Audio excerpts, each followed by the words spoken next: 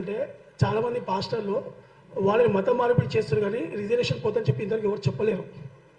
అంటే వాళ్ళకి కావాల్సింది ఏంటంటే సంఖ్యాబలం పెరగడానికి వాళ్ళందరినీ మత మార్పిడి చేసుకుని, కానీ ఎవరికి రిజర్వేషన్ పోతుందని చెప్పలేరు. ఈరోజు చాలామంది మాలలు కానీ మాదిలు కానీ ఉన్న మేధావులంతా క్రైస్తవులే, దళితులు ఎవరు లేరు. ఇంకా దళితులు కూడా ఊరవతలే ఉన్నారు, ఇంకా గుడి ముట్లు కూడా ఎక్కుతలేరు. ఎందుకంటే చాలామంది ఏమనంటే మతం మారలే కానీ కులం పోదు అంటారు.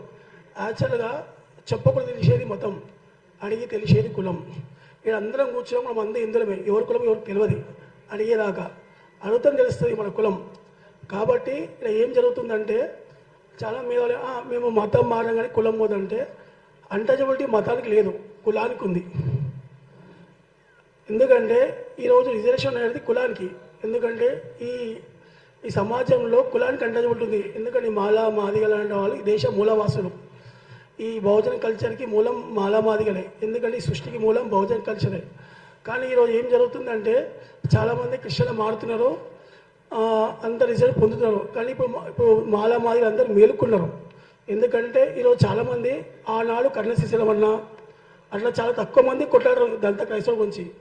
ఈ జియో రాగానే కొన్ని వందల మంది బయటికి వెళ్ళారు, నేను హిందూ అని. ఇన్ని సంవత్సరాలు ఎవరు నేను హిందూ అని చెప్పుకోలేరు. చాలామంది ఏంటంటే మన దళిత సంఘాలని 70 సంవత్సరాలుగా 5,000కో 10,000కి సర్టిఫికెట్లు ఇచ్చింది మనమే. ఎందుకంటే ఈ 5,000కి 10,000కి సర్టిఫికెట్లు ఇచ్చి వాళ్ళని మాలలుగా మనమే చిత్రీకరించినాం. వాళ్ళు కాదు. ఎందుకంటే 5,000కి 10,000 సర్టిఫికెట్ మనం అమ్ముకున్నాం, వాళ్ళు కాదు. ఎందుకంటే ఈరోజు క్రైస్తవులు చాలామంది ఏంటంటే అంత మంచి హోదాలు ఉన్నారు, ఐఏఎస్లు ఐపీఎస్లు. యాక్చువల్ రిజర్వేషన్ ఎందుకంటే ఎక్కడ పోయిందో అక్కడే రాబట్టుకుని అంబేద్కర్ సాబ్. ఎందుకంటే ఈరోజు హిందూ మతంలోనే ఉన్నంత స్వేచ్ఛ వాళ్ళకి వెళ్ళలేదు. ఇదే హిందూ మతంలో ఉన్న ఓసీలకి రిజర్వేషన్ లేదు, ఇదే హిందూ మతంలో బీసీలకి ఇంత రిజర్వేషన్ ఉంది. కానీ మనకి ఎస్సీలో ఉండటం చాలా అదృష్టం, వీళ్ళ ఉండటం మనకు చాలా అదృష్టం. ఎందుకంటే వీళ్ళు మనకు అట్రాసిటీ ఉంది, రిజర్వేషన్ ఉంది, మనకి ఎలక్షన్లో ఇంత కోటాలు ఉంది. ఇదే మనము వేరే మతాలు కొడితే మనకి ఈ అదృష్టం ఉన్నది. ఇంకోటి ఏంటంటే చాలామంది పాస్టర్లు కూడా ఏం చేస్తారంటే వాళ్ళు నాకు కూడా విచిత్రం అనిపించింది. ఈరోజు హైదరాబాద్లో తెలంగాణ మొత్తం ఇంతమంది కనిపిస్తాం హిందువులం. ఇదే దళిత క్రైస్తవులు పెడితే కొన్ని వేల మంది వస్తున్నారు. ఇదే మీటింగ్కి కొన్ని దళిత క్రైస్తవులు పెడితే చాలా వేల మంది వస్తున్నారు భయ్య. కానీ మన దాంట్లో చూడు ఇదే 10 మంది 20 మంది ఉన్నాం. అంటే మన ఐక్యత ఎంత ఉందో మనకు అర్థం కావాలి. ఈరోజు దళిత క్రైస్తవులు అని చెప్పుకుంటున్నారు సార్. దళితులు క్రైస్తవులు హిందూ మతంలో వెనుకబడ్డ వాళ్ళు దళితులు, క్రైస్తవులు కాదు. యాక్చువల్గా రిజర్వేషన్ ఎవరికి సహమతం లేదో వాళ్ళకి రిజర్వేషన్. ఈరోజు గ్లాసు దూరం పెట్టింది అంటజబిలిటీ మూతి మనము.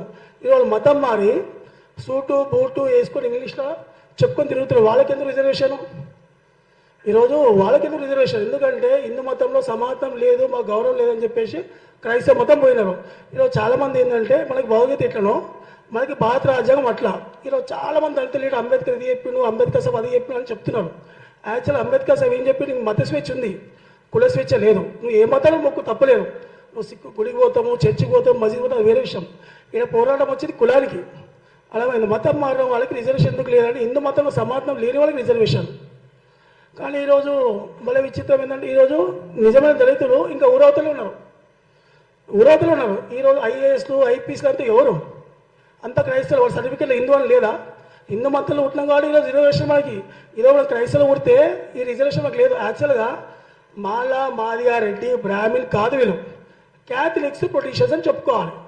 ముస్లింలో షియాసుని ఎట్లా చెప్పుకుంటారో క్యాథలిక్స్ ప్రొటెక్షన్స్ చెప్పుకోవాలి. ఎందుకంటే వాళ్ళ దాంట్లో వర్ణ వ్యవస్థ లేదా? ఒకడు తల్లిని మొక్కుతాడు, కొడుకుని మొక్కుతాడు.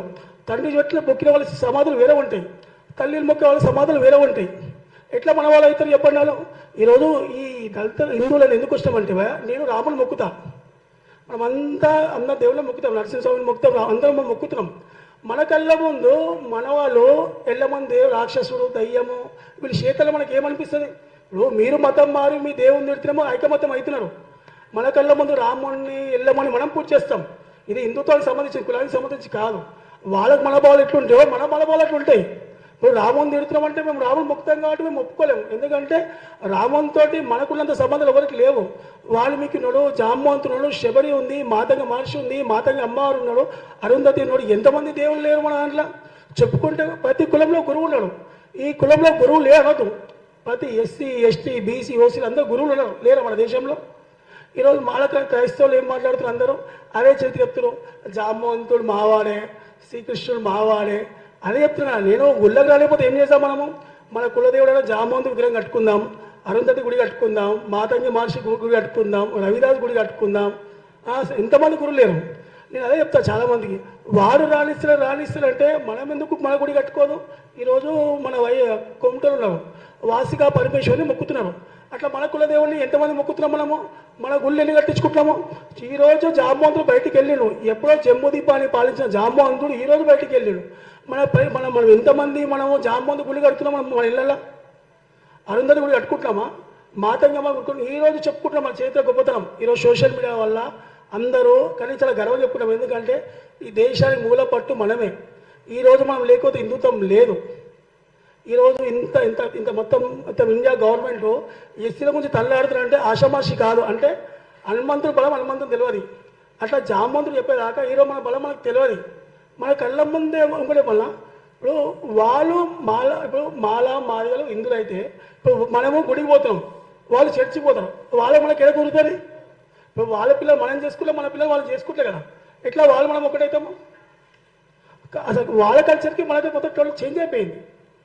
కాబట్టి నేను ఒకటి చెప్తా, బీసీసీ వస్తాడా ఓసీ వస్తాడా తెలియదు. వాళ్ళు క్యాథలిక్స్ పొలిటీషియన్స్, ఎందుకంటే విదేశీ మతాన్ని స్వీకరించినారు. మన మూలమైన చాలామంది చెప్తున్నారు, అంబేద్కర్ గురించి మాట్లాడుతారు కదా, క్లారిటీ రాసిన రాజ్యాంగం ఏమని చెప్తుంది? సిక్కులకైనా బౌద్ధంకి రండి మనం వెల్కమ్ చేస్తున్నాం. బౌద్ధంకి రండి పోయి, బౌద్ధం అంటది కదా, బాబాసాహెబ్ని ముందు పెట్టుకొని ఎదుగురు తింటా బాబాసాహెబ్. ఎందుకంటే బాబాసాహెబ్ పాటించింది పంచశీల. మనం తాగుతున్నాం, తింటున్నాం, అన్నీ పాటిస్తున్నాం. పాటించినప్పుడు ఆయన పెట్టుకుని అర్హత మనకుందా? ఈరోజు పంచశీల ఎవరు పాటిస్తున్నారు? ఎవరైనా పాటిస్తున్నారు? ఇక్కడ ఎవరైనా పాటిస్తారు పంచశీల? పంచశీల ఎందుకు పెట్టినదో? తాగొద్దు, తినొద్దు, వ్యభిచారం చేయదు, దొంగతనం చేయదని బాబాసాహెబ్ బౌద్ధ మతం స్వీకరించింది. ఎంతమంది పంచశీల పాటిస్తున్నారు క్రైస్తవులు? పంచశీల ఎవరైనా పాటిస్తున్నారా? ఎన్నుకుంటా అది చేసుకుంటా బాబాసాహెబ్ ముందు పెట్టుకొని నాకు మత స్వేచ్ఛ ఉంది, మత స్వేచ్ఛ ఉంది నాకు కూడా, నేను చర్చికి పోతా, గుడికి పోతా, మసీద్ పోతా, కానీ ఊరం తిరిగి చెప్పులు బయట వెళ్ళిపోయి మళ్ళీ నా ధర్మాన్ని నేను మొక్కుతా అట్లా చెప్పి. అంతేగాని ఈరోజు రిజర్వేషన్లా దళిత క్రైస్తవులది 100% నేను రిక్వెస్ట్ చేస్తే ప్రతి తెలంగాణ మొత్తంలో ఎంఆర్ఓలో అందరూ మనం స్ట్రిక్ట్ చేయాలి. ఎందుకంటే ఒక సర్టిఫికేట్ అంటే ఒక ప్రాణం అన్న, ఒక సర్టిఫికేట్ అంటే ఒక ప్రాణం. ఇప్పుడు మనము వానికి 5,000 10,000 సర్టిఫికేట్ అమ్ముతున్నాము, మన జాబ్ పోయినట్టే కదా, మన MLA ticket, MP ticket, corporate ticket పోయినట్టే కదా, మన ప్రమోషన్ పోయినట్టే. ఒక 10,000కి అందుకే మనం సర్టిఫికేట్ సంఘాలు తయారు చేసుకుని అమ్ముకుంటున్నాము. కొన్ని సంఘాలు కూడా చాలా సంఘాలు అన్ని డూప్లికేట్ సంఘాలు ఉన్నాయి. ఈ మీలో చాలామంది క్రైస్తవులు దళిత సంఘాలు పెట్టినారు. నిజమైన దళితులు పోరాడాలి. ఎవరో దళిత సంఘాలు పెట్టుకున్నారో అన్ని సంఘాలు క్యాన్సిల్ చేయాలి. ఎందుకంటే మన ఊర్లో ఎవరు పెట్టినా మనకే తెలుసు, వేరే తెలియదు. తెలుసా? రోజు మొత్తం గవర్నమెంట్ అన్నీ చూడాలి, మన ఊర్లో మనం చూడాలి. ఈయన క్రైస్తవుడు, ఈయన ఎట్లా సంఘం పెట్టిండు, అవునా కదా? అట్లా ప్రతి ఒక్కరు మనం జాగ్రత్త చేసుకోవాలి. ఈ అవకాశం ఇచ్చినందుకు అన్నకి ధన్యవాదాలు. జై జాంబవ. ధన్యవాదాలు అంజిగన్న గారు.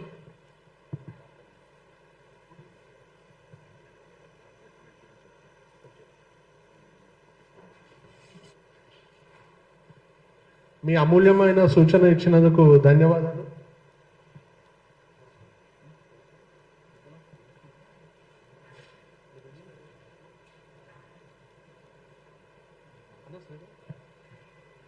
శ్రీధర్